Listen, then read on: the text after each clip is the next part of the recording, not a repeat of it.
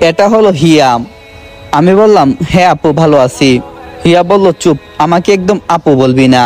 আমি বললাম, তাছাড়া কি বলবো? হিয়া বলল, আমি তোর আর কিছু বলতে যাবে তার আগে আমি ওকে একটা থাপ্পড় মারলাম।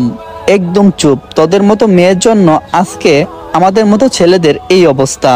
শুন, হয়তো আমি তোকে ভালোবাসিনি, কিন্তু নিজের বোনের মতো দেখতাম। কিন্তু তুই আমার সাথে যে কাজটা করলি, এটা কি কোনো বোন কোনো ভাইয়ের সাথে করতে পারে? না কোনো প্রেমিকা তার প্রেমিকের সাথে করতে পারে? তখন হিয়া একটু আফসোসের সহকারে বলল, আমি জানি না আমি কাজটা সঠিক করছি নাকি ভুল করছি, কিন্তু আমি তোমাকে একটা কথা বলতে চাই। আমি বললাম, আপনার কোনো কথা আমি শুনতে চাই না মিস হিয়া। হিয়া বলল, আজকে তোমাকে সবটা শুনতেই হবে। আমি বললাম, একদম চুপ করেন। হিয়া বলল, কি চুপ করবো? হ্যাঁ, আমি তোকে ভালোবাসি, তাই তোর সাথে এরকম অভিনয়টা করছি। আমি তোকে পেতে চাই যে কোনো মূল্যে। তার জন্য যদি আমাকে শতবার দোষিতা হতে হয় আমি হব, তারপরও আমি তোকে চাই। আমি বললাম, যদি আমাকে চাইতে, যদি আমার ভালোই চাইতে তুমি, তাহলে তুমি কেন আমার নামে থানায় কমপ্লেন করলে? কেন আমার চাকরিটা চলে গেল? হিয়া বলল, বিশ্বাস করো আমি এমন কোনো কিছু করিনি। তখন মোবাইল থেকে বের করে একটা পিক দেখিয়ে বললাম, এই পেপারের মধ্যে না হলে কে সাইন করছে? তোর বাপ। হিয়া বলল, এখানে বাপ আসলো কোথা থেকে?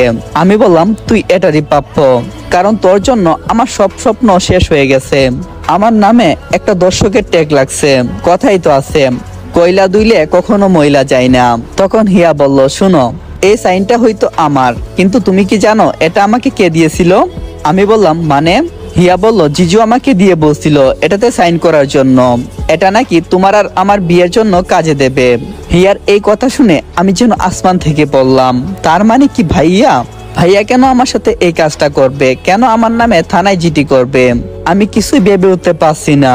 হাই রে, আজকে যদি আপন ভাই হতাম তাহলে কি আমার সাথে এগুলা করতে পারতো? এসব ভাবছি আর কান্না করছি। হিয়া আমার মাথায় হাত বুলিয়ে দিচ্ছে। আমি বললাম, এই আমাকে টাচ করবেন না। হিয়া আমাকে বলল, একবার বোঝার চেষ্টা করো, আমি তোমাকে অনেক ভালোবাসি। আমি বললাম, কিন্তু আমি তোমাকে ভালোবাসি না। হিয়া বলল, বিশ্বাস করো, আমি তোমাকে অনেকটাই সুখে রাখবো। আমি বললাম, এ কথা তো একটা ছেলে একটা মেয়েকে বলে, তুমি কেন বলছো? একটা মুচকি হাসি দিয়ে কথাটা বললাম। হিয়া মনে হয় আন্দাজ করতে পারছে যে তার প্রতি ভালোবাসাটা আমার এখনো আছে, কিন্তু সেটা কখনো প্রকাশ করার মতো না। আমি বললাম, আমি আপনাকে ভালোবাসি না, আপনি যা ইচ্ছা করতে পারেন।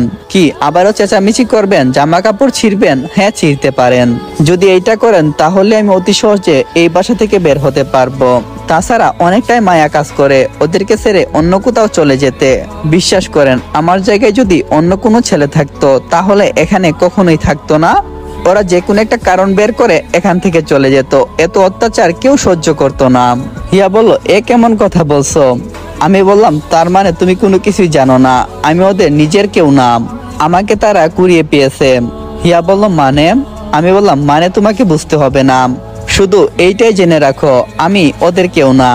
আসলে সত্যি বলতে কি, আমি এখনো জানি না কে আমার আপনজন।